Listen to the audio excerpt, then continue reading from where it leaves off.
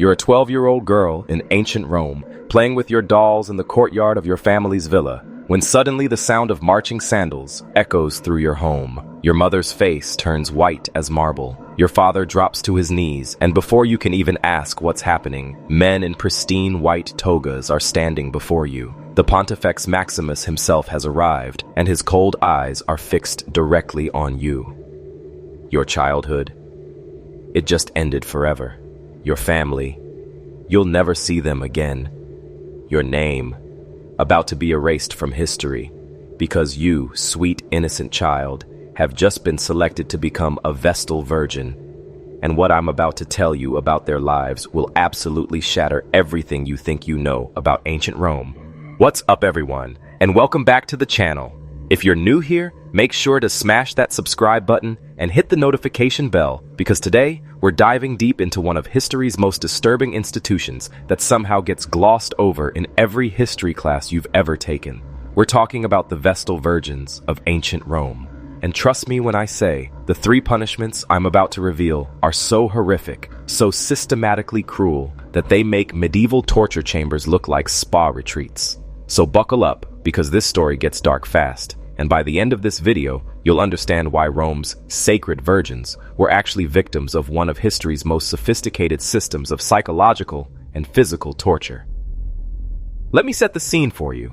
It's 57 BCE, and somewhere in Rome, a family is about to experience their worst nightmare.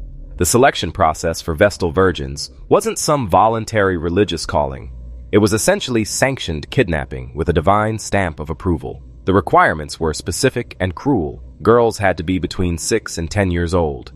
Both parents had to be alive. They had to be born of Roman citizens, completely free from any physical defects, and products of legally valid marriages. Sounds reasonable enough, right?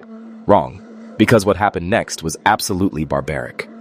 Roman families knew exactly what this selection meant, and they would go to absolutely insane lengths to hide their daughters.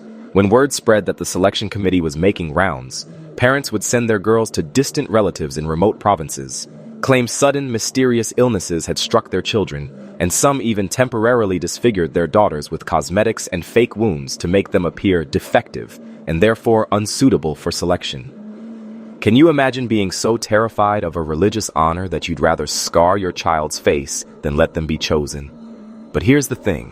When the Pontifex Maximus showed up at your door, resistance was futile. The moment a girl was selected, her entire existence was obliterated.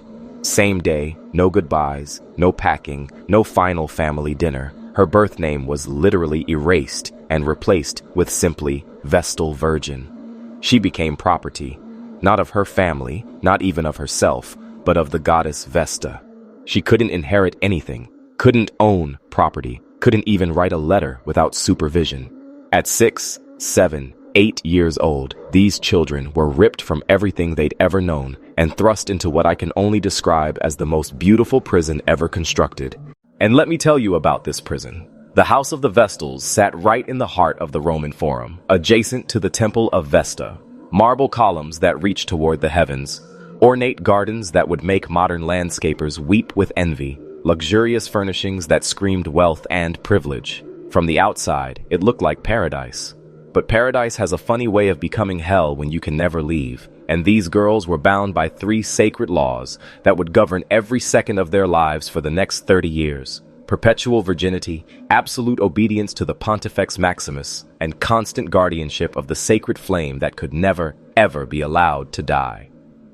Here's what nobody tells you about being sacred in ancient Rome. It didn't protect you, it made your punishments infinitely worse. These girls' bodies no longer belonged to them, they belonged to Rome itself. Every movement was monitored by senior Vestals and priests. Every breath was scrutinized for signs of impurity. Every mistake was magnified into a potential act of treason against the state. And when I say mistake, I mean things as simple and unavoidable as the sacred flame flickering out during a storm. The psychological conditioning started immediately. New Vestals would weep for months, begging to be returned to their families, pleading with the older girls to help them escape. But the system was designed to break them systematically, to teach them that resistance was not just futile, but dangerous, that their worth as human beings was entirely dependent on their performance as vessels for divine will. The cruel irony, Their sacred status didn't prevent their deaths. It just made their suffering infinitely more creative and prolonged. Rome had perfected the art of destroying a person's spirit while keeping their body alive. Now, let me tell you about the first punishment. And I'm warning you right now, this gets incredibly dark. It was called verberatio, which sounds almost elegant in Latin until you understand what it actually meant. Ritualized beating designed to inflict maximum psychological and physical trauma while maintaining the legal fiction that the victim's sacred nature was being preserved. The trigger for this punishment was the sacred flame going out, which was considered an act of treason against Rome itself. But here's the twisted part. Flames go out for natural reasons all the time. Wind, accidents, simple human error. It didn't matter. When that flame died, an investigation began that was designed to extract a confession through methods that would make modern interrogators sick to their stomachs. Each Vestal Virgin was questioned individually in complete isolation, locked in windowless chambers beneath the temple, deprived of food and sleep until someone confessed to negligence. And someone always confessed, because the alternative was watching all of your sisters suffer the same fate. The psychological pressure was unbearable. These were young women who had been conditioned since childhood to believe that their sisters were their only family, their only source of human connection in a world that had otherwise abandoned them. Once a confession was extracted, the real horror began. The beating took place in absolute darkness in chambers deep beneath the Temple of Vesta, spaces so far underground that no scream could ever reach the surface. The victim was stripped completely naked and bound to a wooden frame specifically designed to prevent any movement that might reduce the impact of the blows. The Pontifex Maximus himself administered the beating using consecrated rods, because even in torture, the religious pretense had to be maintained. But here's the part that makes this truly diabolical. The victim's mouth was gagged with leather, not to muffle screams, but because her voice was considered holy and her cries of agony might pollute the sacred space. The rods were specially crafted to cause internal damage and excruciating pain without producing visible bleeding that might be seen as defilement of the sacred body.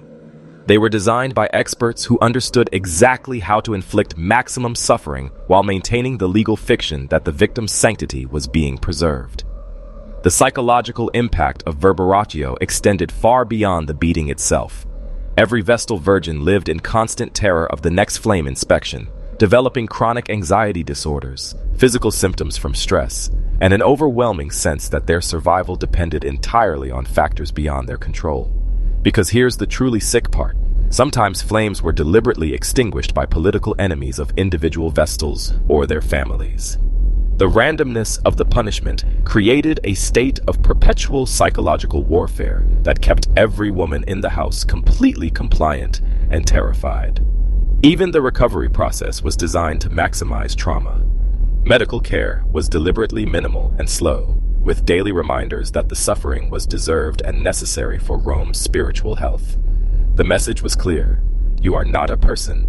You are a vessel, and vessels can be beaten, broken, and discarded as long as they continue to serve their function. But if you think that was the worst punishment a Vestal Virgin could face, you haven't heard anything yet.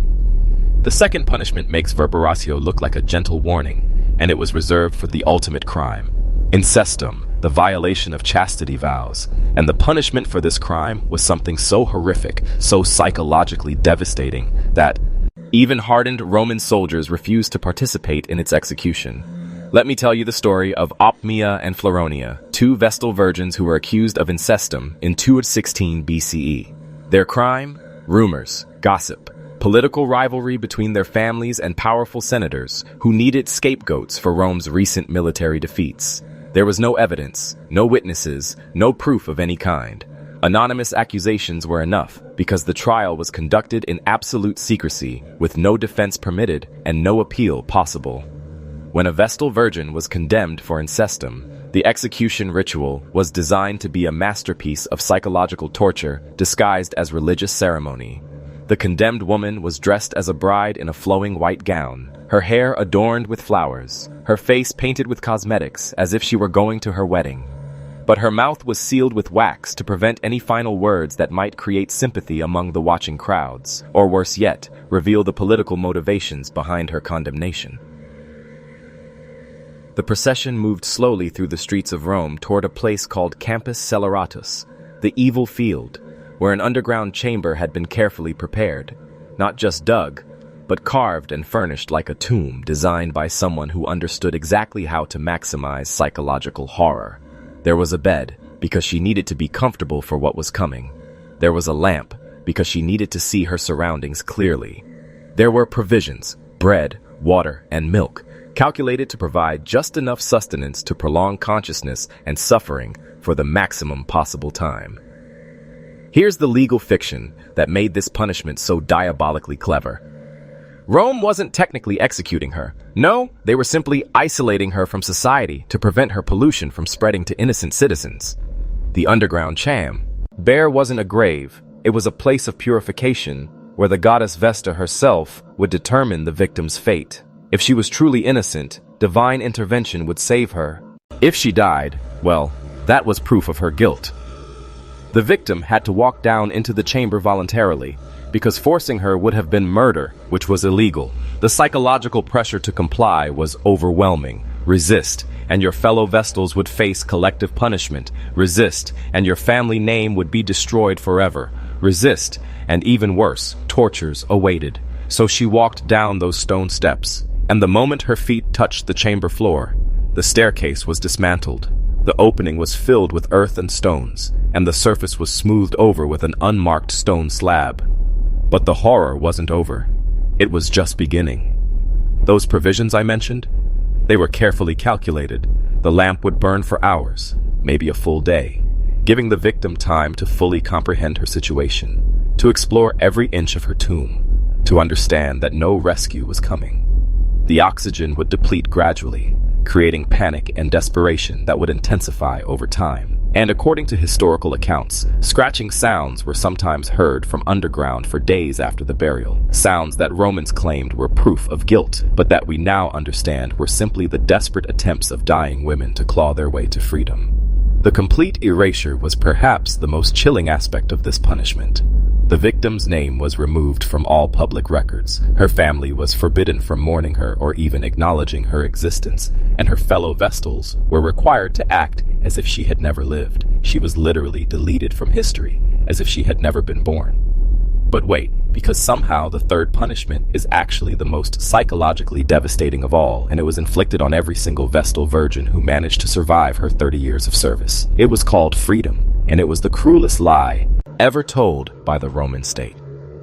Picture this. You're 38 years old, you've spent 3 decades as a prisoner in a religious institution, and suddenly, the Pontifex Maximus announces that your service is complete. You're free to marry, free to start a family, free to live the life that was stolen from you when you were a child. Sounds like a happy ending, right? Wrong. This was psychological warfare at its most sophisticated, because Roman society had created a situation where freedom was actually a death sentence disguised as a gift. Let's do the math here. Most Roman women married in their teens and started having children immediately. A 38-year-old woman in ancient Rome was well past her childbearing prime and considered largely unmarriageable by societal standards. But the problem went deeper than age. Romans genuinely believed that former Vestal Virgins were fundamentally different from normal women, that their decades of sacred service had changed them in ways that made them unsuitable for ordinary human relationships. Men were terrified of marrying former Vestals, convinced that divine retribution would strike anyone who dared to defile a woman who had been consecrated to a goddess. Religious authorities actively discouraged these marriages, claiming that former Vestals were spiritually corrupted and would pollute any bloodline they joined. Families who might have considered political or financial advantages in marrying a former Vestal were warned that such unions would bring curses upon their households. Let me tell you about Claudia Quinta, who was released from Vestal service in 43 CE. The Roman state provided her with a substantial dowry and a beautiful villa, publicly celebrating her faithful service and promising her a bright future. Multiple engagements were arranged with suitable Roman men, and each one was broken when the family's consulted religious authorities who declared that marriage to a former Vestal would pollute the bloodlines and anger the gods. Claudia spent 20 years living in complete isolation. Her dowry gradually depleted by living expenses until she died alone in an unmarked grave with no family to mourn her. But the social rejection was just the beginning of the horror awaiting former Vestals. These women had been conditioned since childhood to believe that their worth was entirely dependent on their performance of religious duties. They had no practical life skills, no understanding of how normal human relationships functioned, no experience with basic activities like managing money or making personal choices. They were released into a world they didn't understand with minds that had been systematically broken by decades of trauma. The promised pensions were often reduced or eliminated entirely once the political usefulness of appearing generous had passed. Former Vestals found themselves economically desperate, with no family support system and no marketable skills. They emerged from their beautiful prison, only to discover that the outside world was even more hostile and unforgiving than the institution they had left behind. The psychological damage was catastrophic. These women suffered from what we would now recognize as severe PTSD, experiencing panic attacks, paranoid episodes, and a complete inability to form normal human relationships. They had nightmares about the sacred flame, compulsive behaviors around fire and light, and an overwhelming terror of making mistakes that had been beaten into them through decades of conditioning. Some attempted suicide rather than face the reality of their supposed freedom. Romans began reporting sightings of former Vestals wandering the streets claiming to have visions, performing bizarre public rituals, and speaking to invisible presences. Rather than recognizing these as symptoms of severe trauma, Romans dismissed these women as harmless lunatics, touched by sacred madness. They became objects of curiosity and amusement rather than receiving any kind of help or support. The most twisted aspect of this false freedom was how the system perpetuated itself. Some former Vestals, broken by isolation and desperate for any kind of human connection, actually accepted positions back within the institution as advisors and supervisors of new victims. They became complicit in training the next generation of girls, passing on the same conditioning and terror that had destroyed their own lives. The cycle of abuse continued, justified and maintained by its own victims. What we're looking at here isn't just ancient history. It's a case study in sophisticated psychological warfare disguised as religious devotion. Rome created a centuries-long experiment in trauma-based social control that was so effective it convinced not only its victims, but entire generations of historians that this was somehow noble and sacred rather than systematically cruel. The escalation of punishments was designed to break human spirits in stages. The ritualized beatings destroyed any sense of physical safety and bodily autonomy. The threat of living burial eliminated hope for freedom or escape, and the false promise of liberation crushed whatever remained of these women's spirits through abandonment and social rejection. Each punishment built on the previous trauma, creating a system of control that was nearly impossible to resist or escape. What makes this particularly disturbing is how completely normalized this torture became in Roman society. Citizens who would have been outraged by the mistreatment of male slaves accepted the systematic brutalization of young women as not only acceptable, but necessary for divine favor. The religious justification made the cruelty invisible, transforming obvious abuse into sacred duty, and turning victims into symbols of piety, rather than recognizing them as human beings. The legacy of the Vestal Virgins extends far beyond ancient Rome. We can see echoes of their story in every institution that has used sexual purity as a tool for social control, in every